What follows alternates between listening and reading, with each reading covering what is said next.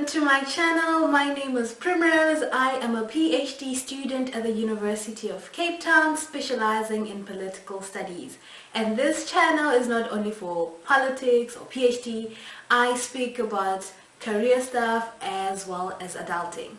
Now, in today's episode, we are going to be talking about something rather academic, steps to creating a research proposal.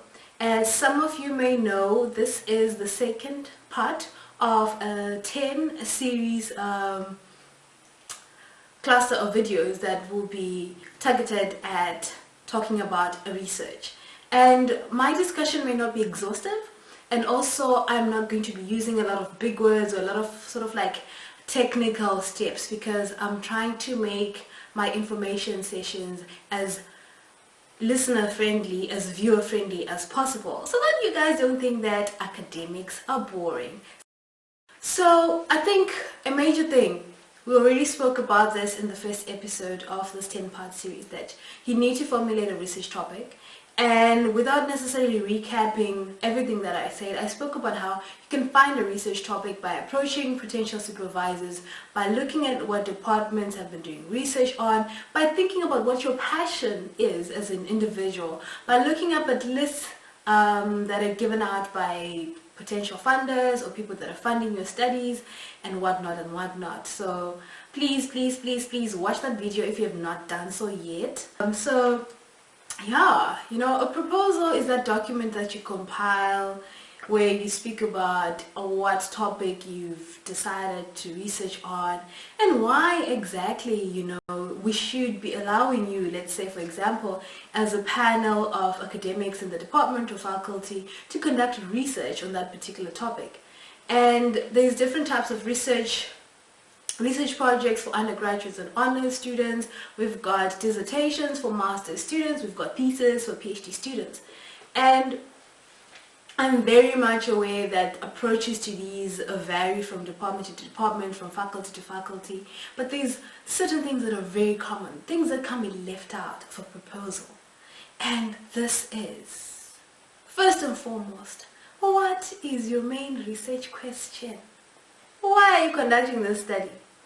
Now, speaking of a main research question, there's a big mistake that a lot of people make where they have a cluster of what they call, this is my research question. You cannot have many research questions.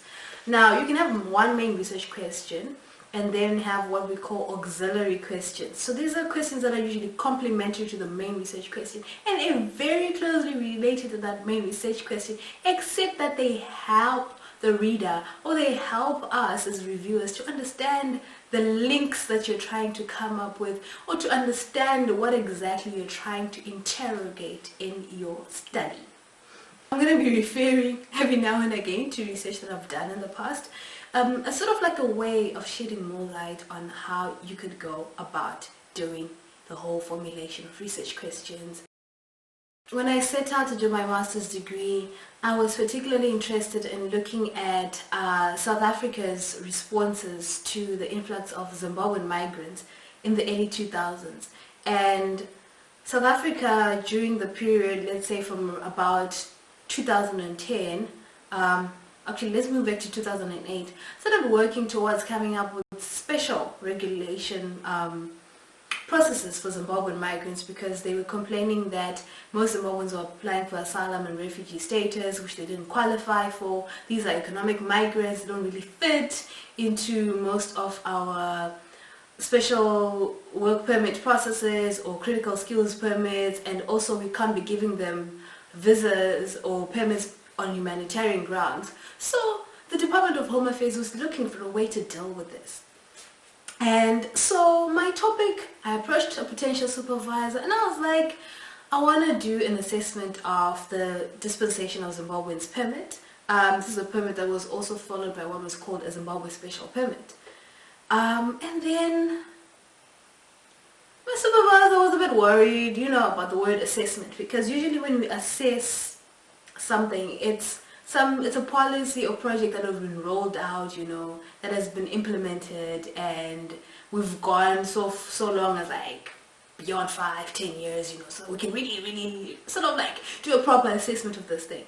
So then we had a discussion and decided that I would focus on assessing the dispensation of Zimbabwe's permit and Zimbabwe's special permit processes themselves in terms of like how these proposed permits were processed, because that's something that had been done, and even though it was so close to when I did my research in 2016, it was possible to look back at 2010 and say 2012 to look at reviews, you know, and what happened during those processes. And so I had to formulate a main research question that was focused on those processes, the permit processing itself during those two stages.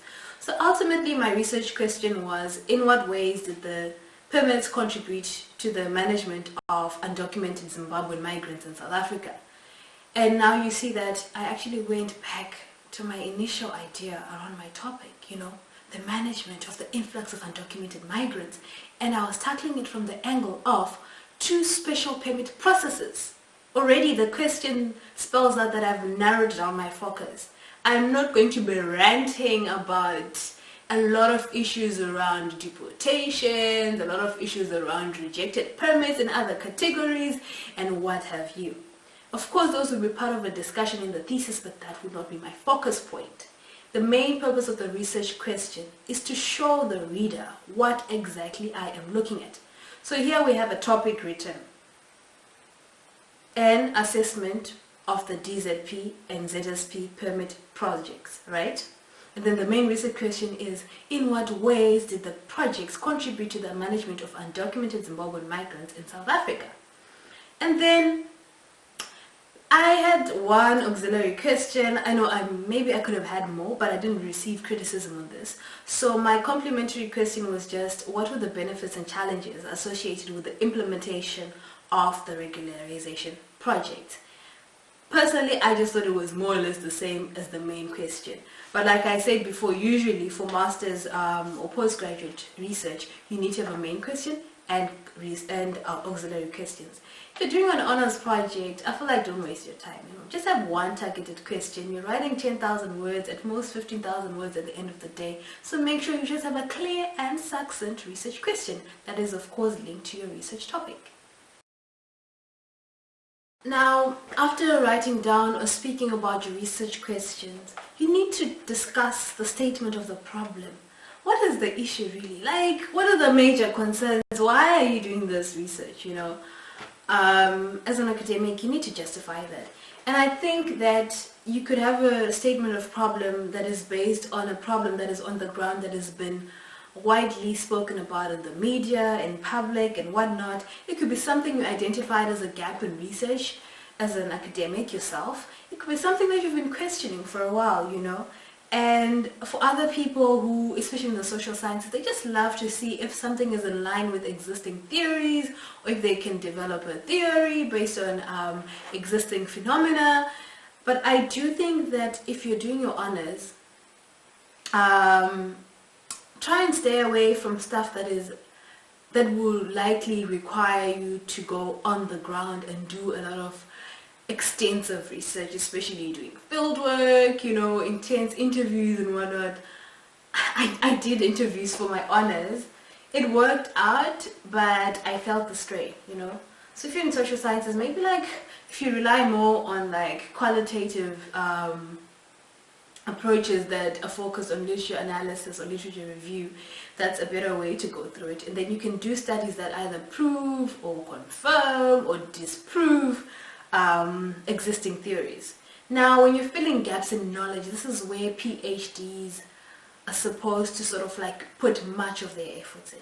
Because usually honors, you're just doing a research, developing your writing skills. Masters, you could be adding to the field of knowledge, but not exactly, you know. You will see that a lot of master's research I've read, like, people have similar topics. Like, I can attest to the fact that I myself, I sort of like looked at studies that were being done in South America on the regularization of illegal migrants, and I sort of like tried to apply that to the South African context. Definitely it was new research, but it wasn't new in the sense of like the concept, or rather the framework that I adopted in doing the study. But when you're doing a PhD, you can go overboard, you know. You can try to come up with a conceptual framework. You can try to establish a framework or policy approaches, you know, sort of like going the extra mile. So make sure that the problem that you state is in line with your level of study. So, for example, an honors student in gender studies doing research on and questioning why women who do not have children are perceived as not woman enough within African contexts, right? Your statement of problem would be the idea that you know that within a particular culture or within particular cultures, women who don't have children who are past a particular age or who are not married who are past a particular age are often ostracized or often demonized or often labeled as not woman enough and whatnot and whatnot. That's an okay statement of problem. Now, but then that's surface knowledge. Now you now have to speak to us about how you want to speak deeper into that issue.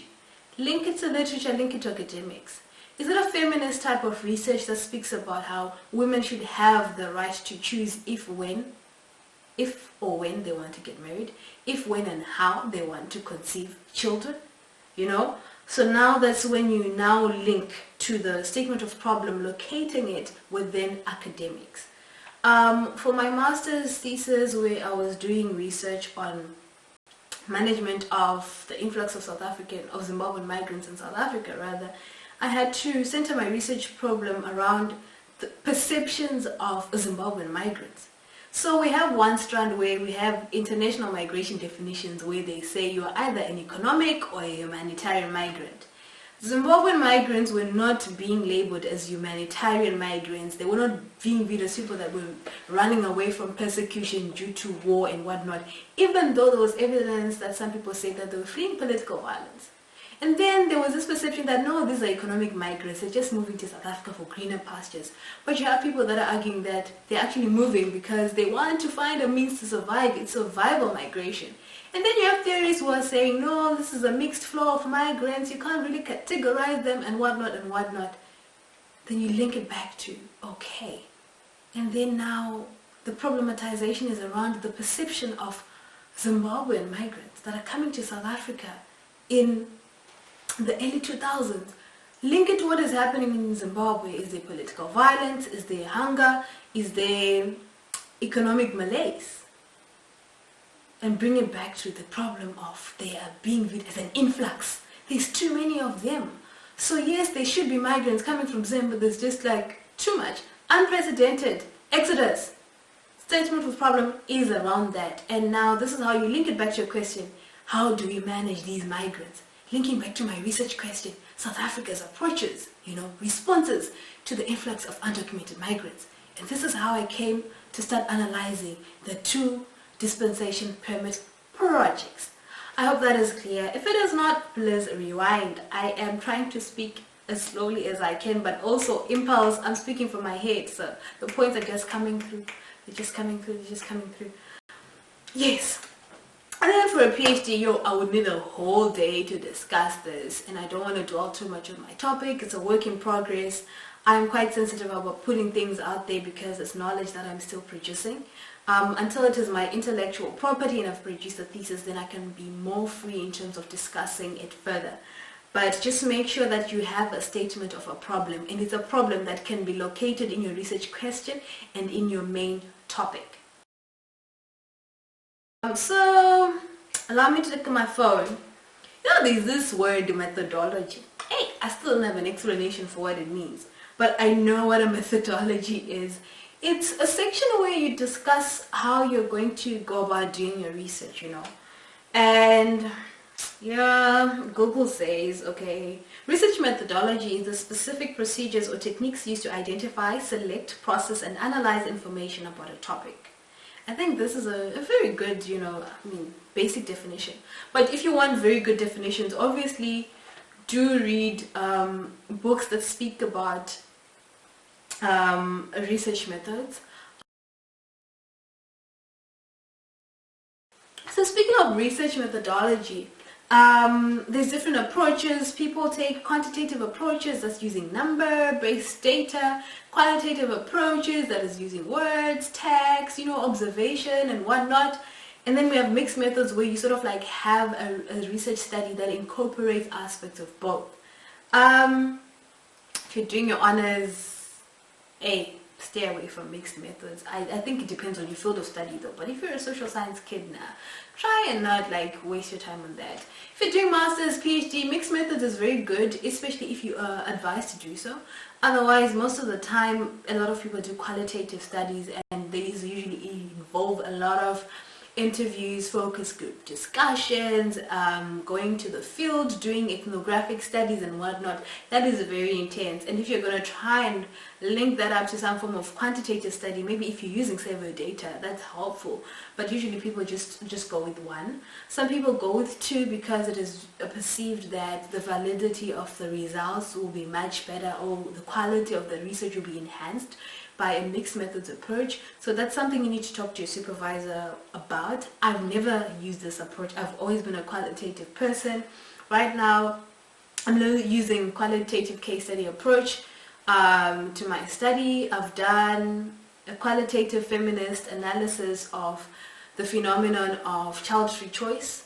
So those are just examples of, what it means, So methodology involves approaches, first of all.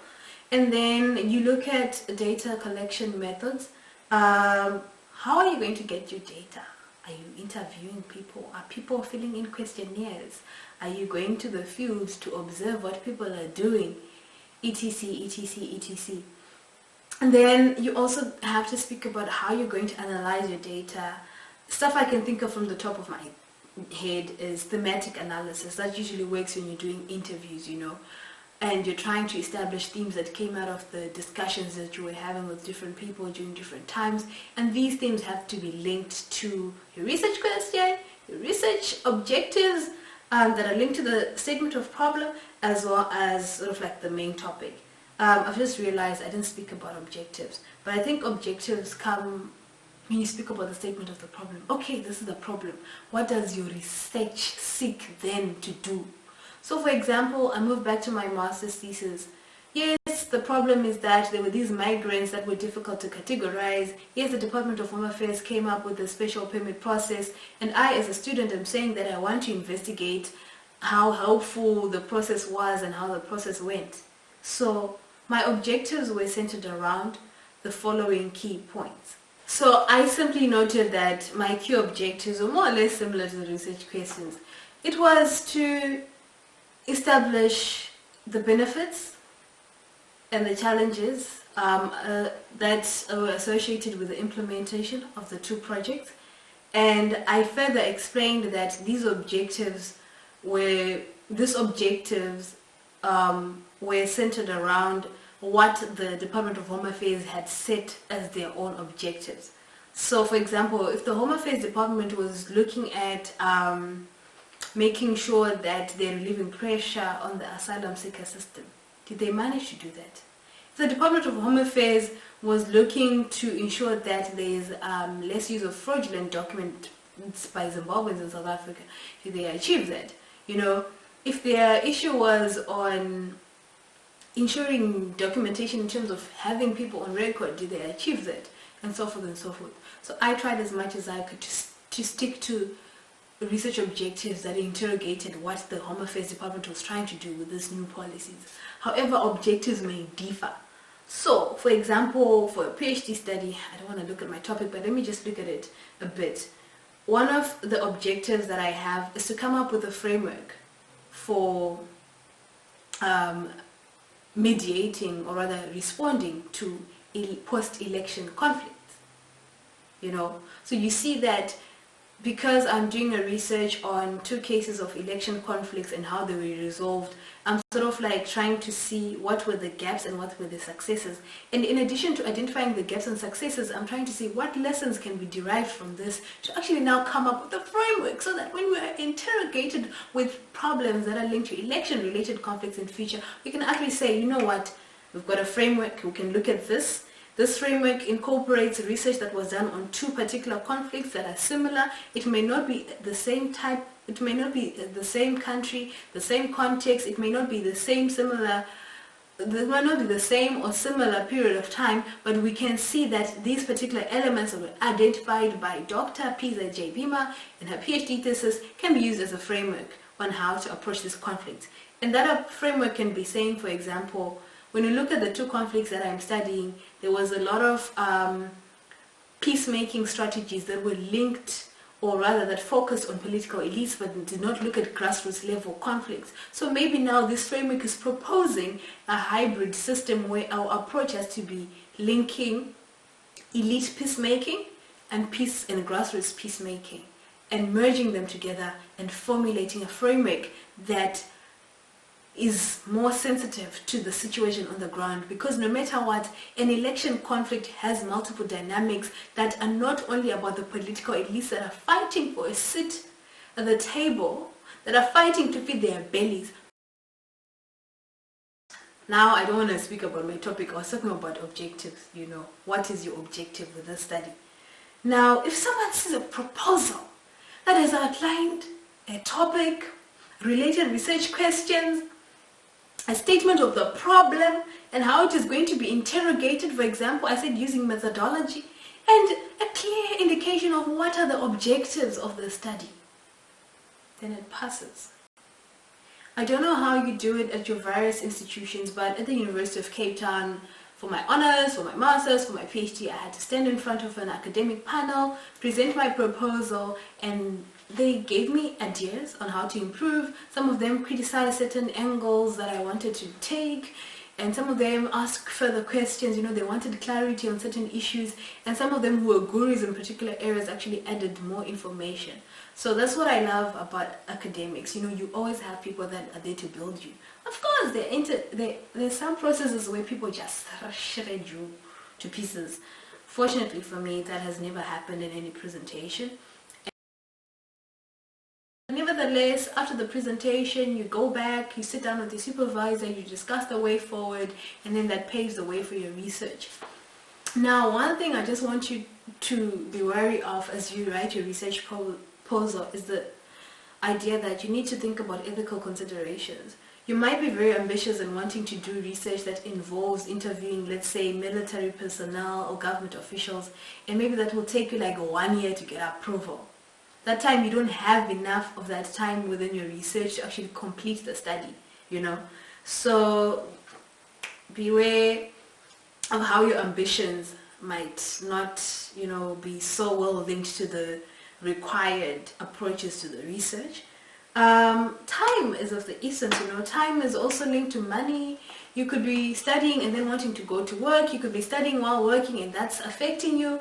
You could be someone who's funded and the funding is going to run out in 2 or 3 years or in less time. So you need to make sure that you've considered all those things, the ethical considerations and the time, as well as the resources. And when I speak of resources, I'm talking, for example, you want to go and do field work. You're interested in doing research on orphaned and vulnerable children, but maybe you don't have the necessary resources to go out there, interact with those children. Some of you may need to get clearance from like a Department of Social Work. You may need to go into communities or schools with social workers or other specialists. If you're doing research on sexual and gender-based violence, maybe you need to work with psychologists and whatnot.